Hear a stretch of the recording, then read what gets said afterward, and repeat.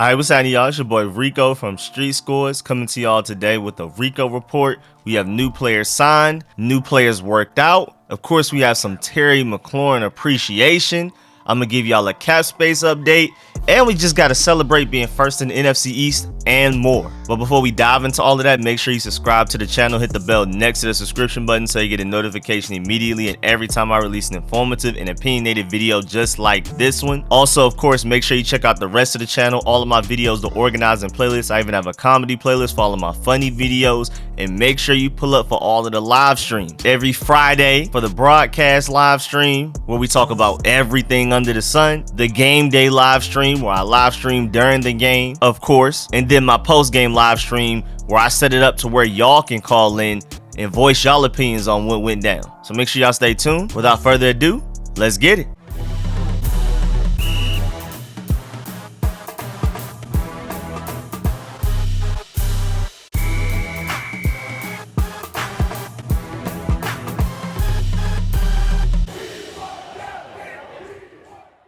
All right, so first of all, there's some signed players and some guys that we worked out. First of all, the Washington football team signed wide receivers Markin Michel and Dalton Schoen to the practice squad, and then released offensive tackle Evan Kierzic. I hope that's how you say it. Evan K. And then we also worked out free agent running back Foreman, which I'm confused about. I'm not exactly sure why we aren't just giving Jared Patterson more run. Is there something in practice that they're seeing that we don't know about? Because if we want to take the load off of Antonio Gibson, Jared Patterson is a great answer. So I'm not exactly understanding this bringing in another running back. Maybe you want to have another guy on the practice squad just in case if there's an injury, but I definitely don't want us to bring in Foreman to be the guy that gets the carries after Antonio Gibson.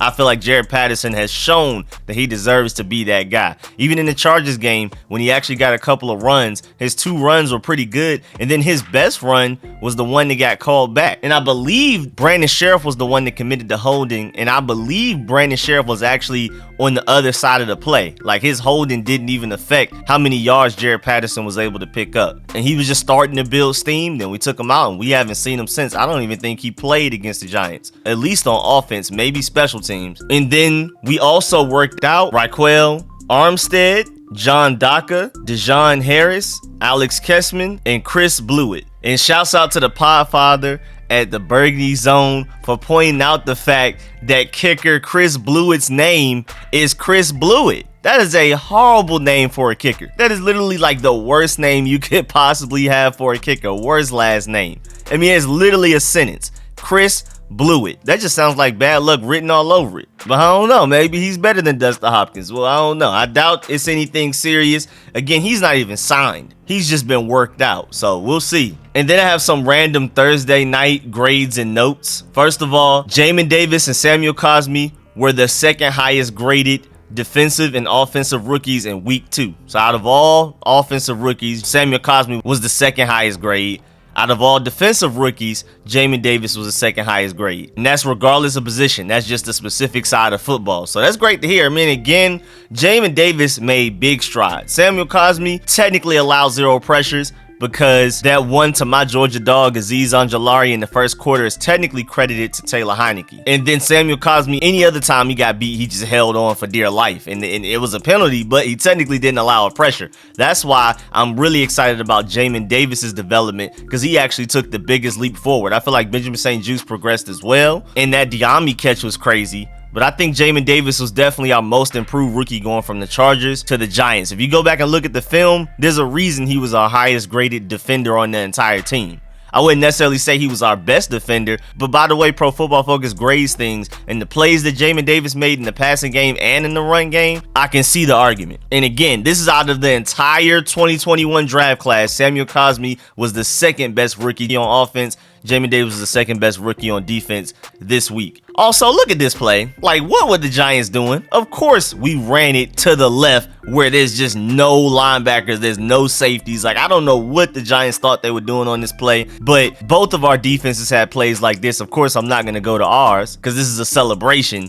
But there was just a lot of stupid stuff like this. Like, of course, this is going to be a touchdown. The Daniel Jones run up the middle, I believe there was like no linebacker there. Something similar to this. Also, we have to celebrate leading the division. Right now, we are first in the NFC East. Technically, we're tied with the Cowboys and Eagles record-wise, being 1-1, but we win the tiebreaker because we have a divisional win over the Giants. The Eagles and Cowboys haven't even played a divisional game, so that's the tiebreaker for now. You got to win your divisional matchups.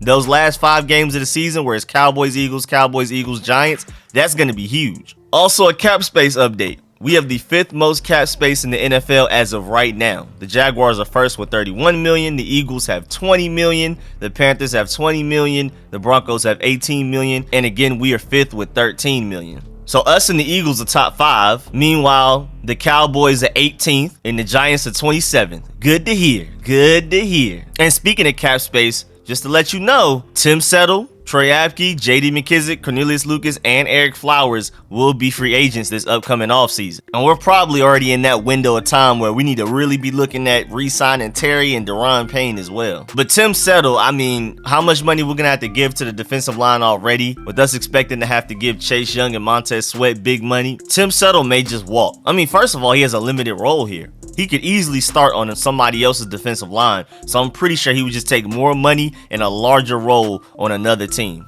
So I really like Tim Settle, his personality, what he does on the field, but I am assuming that he will be gone after this season. And then Terry McLaurin appreciation. First of all, he's had a 1,000-yard season with 3 different starting quarterbacks. That's ridiculous in itself. In 32 career games, he's had 10 different starting QB changes. That's not 10 different starting QBs. It's just as if QB-A was starting one game, QB-B came in and started the next game, and then QB-A started the game after that. That's technically 3 QB changes right there. But still, that's ridiculous. And Terry McLaurin has even caught a touchdown from 6 different quarterbacks. That's ridiculous in itself. But to put it in perspective, Terry McLaurin has had to catch passes from a different starting QB basically every 3 games of his career. That's so bad. But at the same time, in 18 games of being an offensive coordinator, Scott Turner's had to deal with 9 QB changes. So that's why it's been taking him so long to finally look like a quality offensive coordinator. And that Giants game was probably his big coming out party because that was huge. Some of those play calls were beautiful. Also, shouts out to Terry McLaurin for when we were on that final drive to where Dustin Hopkins kicked the winning field goal.